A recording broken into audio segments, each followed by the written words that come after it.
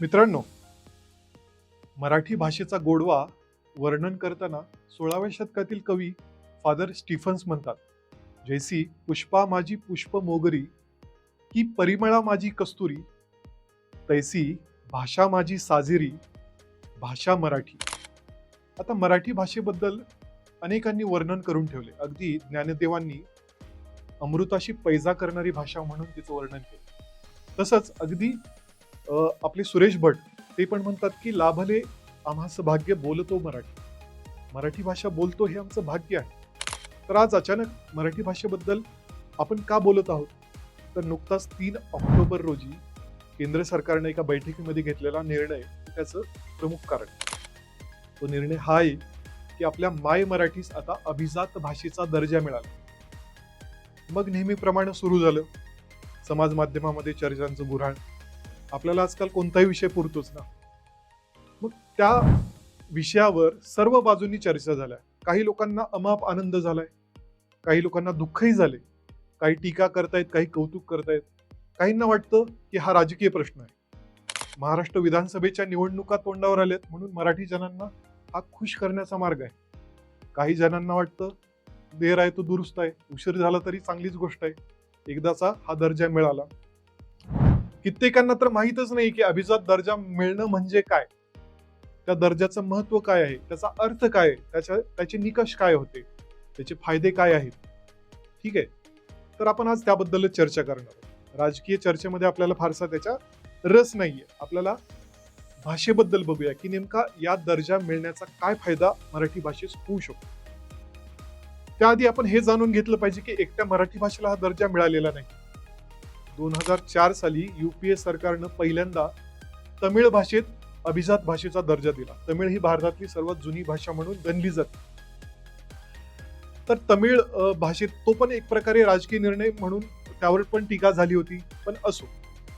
तर 2004 नंतर 2008 साली आणखीन 2 भाषांना, कन्नड आणि तेलुगू भाषेला अभिजाततेचा दर्जा मिळाला. त्यानंतर 2013 साली मल्याळम भाषेत हा दर्जा मिळाला आणि 2014 साली उडिया भाषेस हा दर्जा मिळाला. मध्यंतरी संस्कृत भाषेस पण हा दर्जा बहाल करण्यात आला.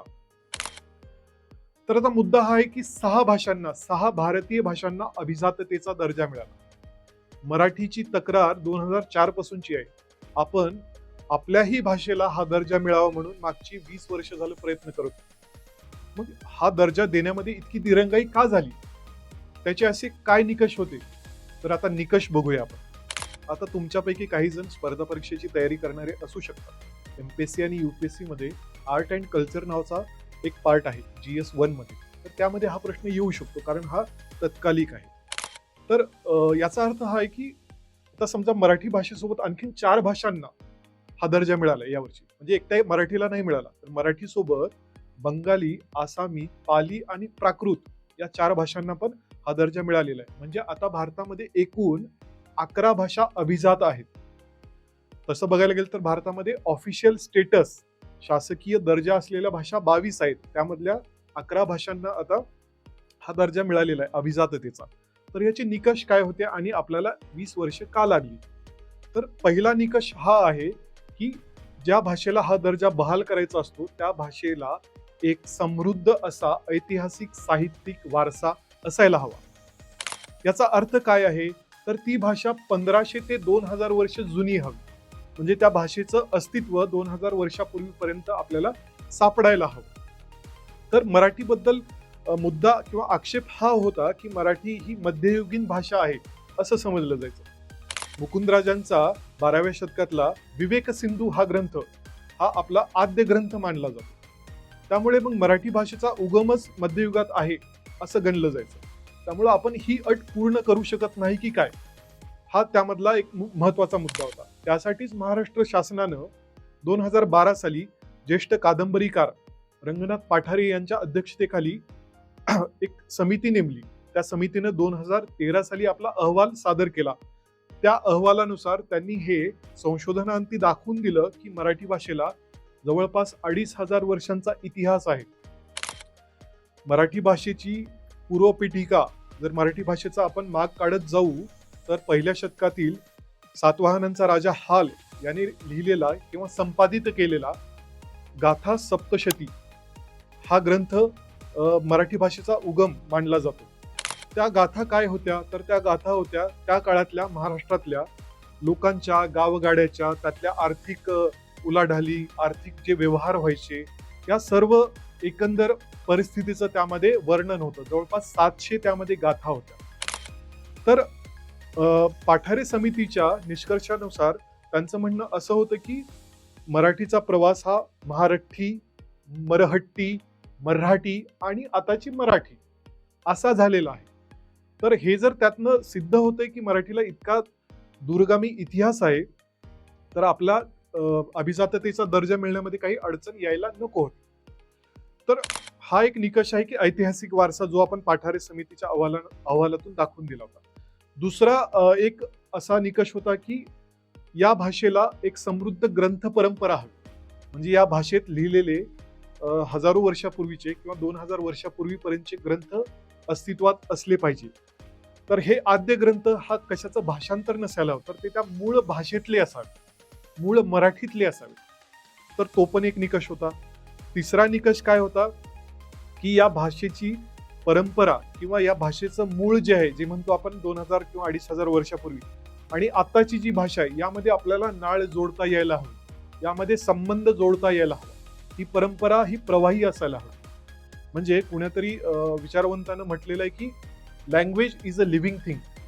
म्हणजे भाषा ही जिवंत विषय वस्तू आहे. पण त्याला जिवंत का म्हटलं जातं? कारण भाषा ही प्रवाही आहे. भाषा ही कधीच सेम राहत नाही, समान राहत नाही. काळाच्या टप्प्यावरती बदलतच जाते. मराठी भाषेचंही तेच आहे. मराठी भाषेची लिपी असो, मराठी भाषेची बोली असो, ही कालानुक्रमे बदलत आलेली आहे. तर हे मुख्य निकष जर या मुख्य निकषांची जर पूर्तता होत असेल तर त्या भाषेला अभिजात भाषेचा दर्जा बहाल केला जातो. आता आपण यापुढे बघूया की या अभिजात दर्जा मिळण्याचा फायदा काय आहे. समाज माध्यमावर भरपूर कौतुकांचा वर्षाव होतोय, पण भाषेच्या समृद्धीसाठी या दर्जाचा काय फायदा आहे? तर यामध्ये पहिला फायदा हा म्हणू शकतो आपण की केंद्र सरकारतर्फे भाषेच्या संवर्धनासाठी आणि समृद्धीसाठी जवळपास 250 ते 300 कोटींचा निधी मिळतो. हा निधी भाषेच्या विविध उपक्रमांसाठी, भाषेच्या संवर्धनासाठी, बोलींच्या संवर्धनासाठी आणि रक्षणासाठी, वेगवेगळे ग्रंथालय उभारण्यासाठी, तसेच विविध प्रकल्प विद्यापीठामार्फत जे विविध भाषिक प्रकल्प राबवले जातात त्यांच्या मदतीसाठी आर्थिक सहाय्य त्यातून होतं. हा निधी त्यासाठी उपयोजिला जाऊ शकतो. तर दुसरा काय फायदा अजून होतो भाषेला अभिजात दर्जा मिळण्यामागे? तर त्यामध्ये या भाषेतल्या विद्वानांना 2 राष्ट्रीय पुरस्कार दिले जातात. ज्या ज्या अभिजात भाषा म्हणून गणल्या जातात त्यातल्या 2 विद्वानांना दरवर्षी राष्ट्रीय स्तरावर पुरस्कार दिले जातात. तिसरा फायदा काय होतो तर प्रत्येक विद्यापीठामध्ये या भाषेचं एक अभ्यास केंद्र सुरू केलं जातं. म्हणजे भारतामध्ये जवळपास 450 विद्यापीठ आहेत. त्या प्रत्येक विद्यापीठामध्ये मराठी भाषेचं केंद्र आता यापुढे सुरू होणार. म्हणजे कुणालाही कोणत्याही विद्यापीठामध्ये जाऊन मराठी भाषा आता शिकता येणार आहे, तिचा अभ्यास, तिचं संशोधन करता येणार आहे. हा एक खूप मोठा फायदा आहे. तसेच या दर्जा मिळण्यामागं किंवा या दर्जा मिळण्यातून centre of excellence for studies ची स्थापना पण केली जाते.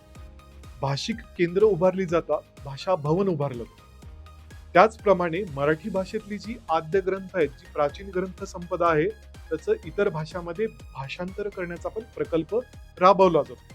तर इत्यादी विविध फायदे एखाद्या भाषेला अभिजात दर्जा मिळण्यामागे आपल्याला मिळू शकतात.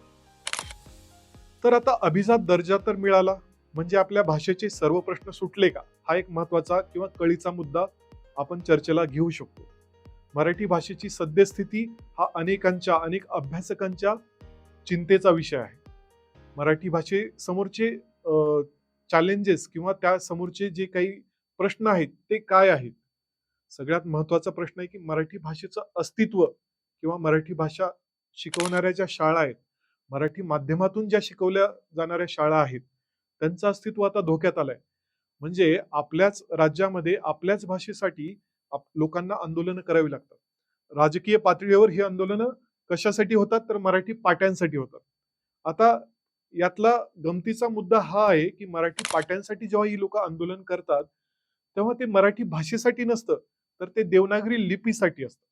म्हणजे एखादं समजा राडोचं शोरूम आहे, तर त्यांना ते नाव इंग्रजी लिपीत नको असतं, तर ते देवनागरी लिपीत हवं असतं. देवनागरी लिपी हा वेगळा मुद्दा आहे. मराठी भाषा हा वेगळा मुद्दा आहे. त्यामुळे लिपीचं आंदोलन हे भाषेचं आंदोलन म्हणून एनकॅश करण्यात त्यामध्ये काही पॉइंट नाही. दुसरा मुद्दा आहे की मराठी शाळांचा आजकाल बहुतांश शिक्षण हे एकतर सेमी इंग्लिश किंवा इंग्रजी माध्यमातून दिलं जातं. तर त्या मुद्द्याचं काय करायचं? मराठी शाळांचं अस्तित्वच धोक्यात आलेलं आहे. त्यासाठी काम केलं पाहिजे.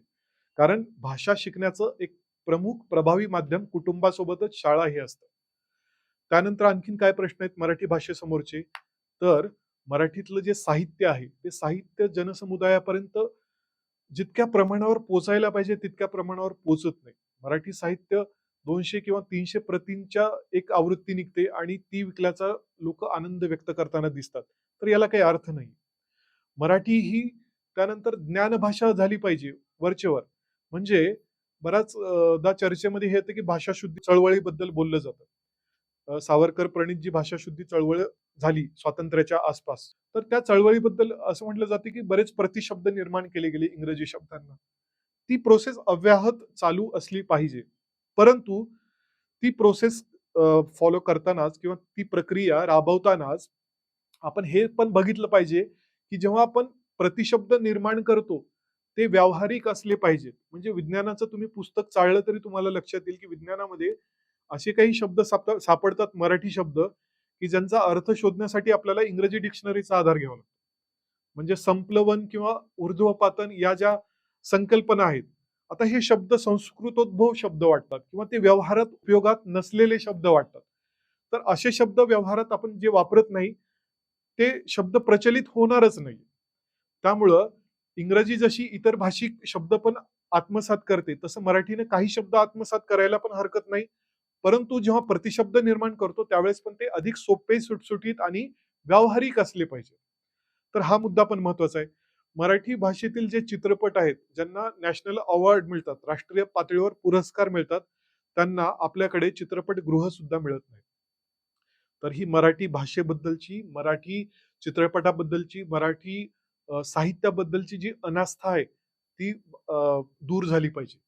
मराठीबद्दलचं प्रेम आपण नुसतं समाज माध्यमावर व्यक्त करून चालणार नाही, तर ते व्यावहारिक पातळीवर आणलं पाहिजे. आपल्या मुलांना किती लोक मराठी शाळेत घालण्यास दजावतील हा एक प्रश्नच आहे. परंतु भाषेच्या संवर्धनासाठी आपण ते सामूहिक प्रयत्न केलेच पाहिजेत. तरच या अभिजात दर्जाला काहीतरी अर्थ आहे. नाहीतर 20 वर्षानंतर दर्जा अभिजात असेल, पण संस्कृत प्रमाणेच मराठी भाषा ही लुप्त होताना दिसेल. 2 अनोळखी मराठी माणसं जेव्हा एकमेकांना भेटतात, तेव्हा ते संभाषणाची सुरुवात हिंदीतून करतात. हे किती दुर्दैवी आहे.